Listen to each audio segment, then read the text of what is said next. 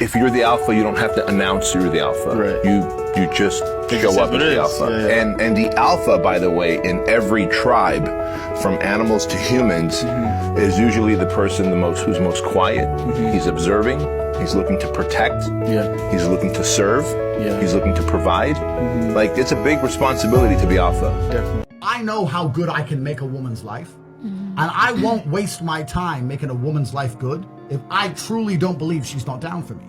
Because I'm not thirsty for sex, right? I don't think she's genuinely down for me, and she'll be there whether it's going up or going down. Even though I know I'm the guy who I'll never be on the ground, right? I'm too smart for that. But still, out of respect for myself, I'll look after her when I know she'll look after me. If you find a real G and say, you know what, I respect all you've done, I respect what you're doing, I'm here for you, no matter what. Please don't take advantage of me. If I feel too used, I will leave. But as long as I feel respected, I am always here for you. That's the kind of shit you need to say to a man to keep him. You don't say, if you touch that bitch, I'll bang a dude. Because that ain't gonna work. In this video, I'll discuss the concept known as simping. A lot of people would rather not discuss this. Men who are being exploited will likely choose to turn a blind eye or ignore the problem altogether. There is also a subset of women who enjoy making fun of the men who are in this position of weakness. In this video, I'll break down the causes, mechanisms, and mitigation strategies for this phenomenon. Let's use this story a man told me as an example. A young woman in her early 20s stole nearly $200,000 from men. This woman's life had an alpha seed figure, the man who told this story. But first, I'll explain what an alpha seed and a beta need are. Chad the Tyrone, an alpha seed, is a tall, muscular man with chiseled cheekbones, broad shoulders, and a trim waist. He's like the prototypical alpha Chad male. He doesn't even have to try to attract female attention. This man recounting the tale was the alpha seed figure in this lady's life. Additionally, women rely on what we'll call the beta need segment of men. These men are the ones to whom these women look for support because they have the means to do so. Maybe they're the kind of men they'd want to start a family with someday. Women in their 20s have a penchant for singing like canaries and laughing at the beta need men who are easy prey. And the alpha seed males will hear all about it from them. The alpha seed man was seeing a few different women at once, and she was one of them. And she was just spilling the beans in this conversation they were having. It's obvious that women enjoy discussing their experiences with beta need men. It's why social media platforms like Instagram exist. She clearly belonged to the boastful bragging type, as evidenced by her photos of herself at ritzy social events, fine dining establishments, and in front of flashy vehicles. But what she didn't say was that she got all of that by preying on some beta need men. These beta need men are highly accomplished professionals like surgeons, accountants, doctors, and lawyers. And because of the way our culture functions, there are plenty of women who have OnlyFans, dating apps, swiping apps, and sugar dating apps, and who will use them to cycle through these men. She was harass her beta need men and laughing about the alpha seed treatment they were receiving from her storytelling. They were begging her to come back to them, but she was treating them horribly. You'd be surprised at how common this is.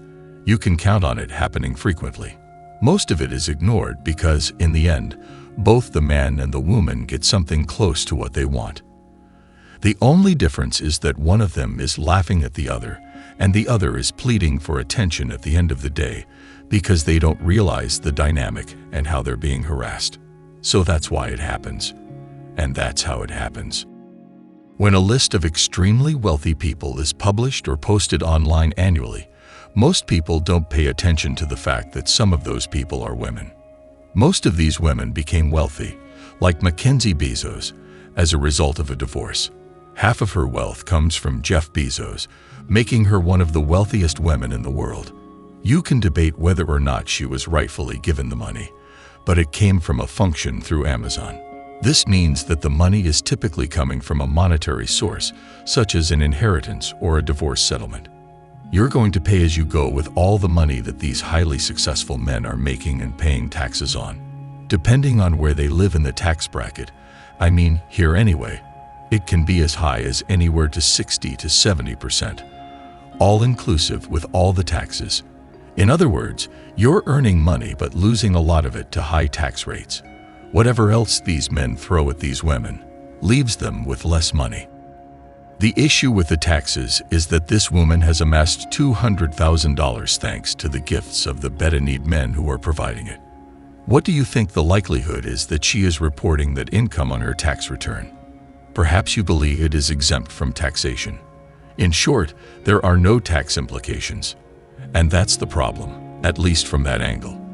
And a significant portion of today's younger women have entitlement mentalities, which is a further source of concern.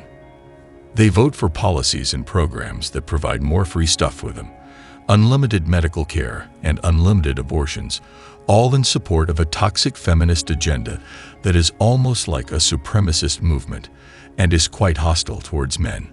So not only are rich, successful men who have done the work, the men who have the degrees, the men who are making bank, giving money to these women, but these women are then taking that money, laughing at the men who worked hard to earn it, keeping it without paying their fair share of taxes, and voting for policies that force even more rubbish on those men. What then can we do to fix the situation? I believe that it all begins with comprehension. In what ways can an alcoholic work through his drinking issues? The first step is for him to admit he has an alcohol problem.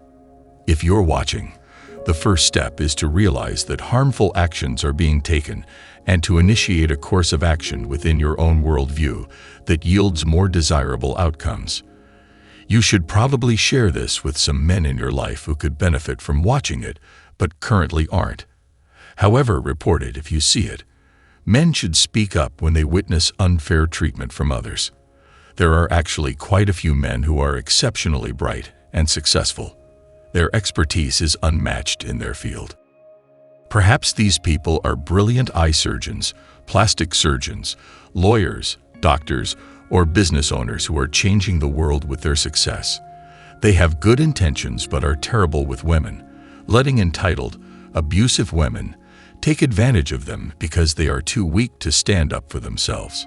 The men here are smarter than that, but they have no idea how the sexual marketplace works. Here's how you fix it. Strive for the best in everything you do. The majority of these men are betas, so they fill the Bedanid part of the equation. But the man telling the story is an alpha seed.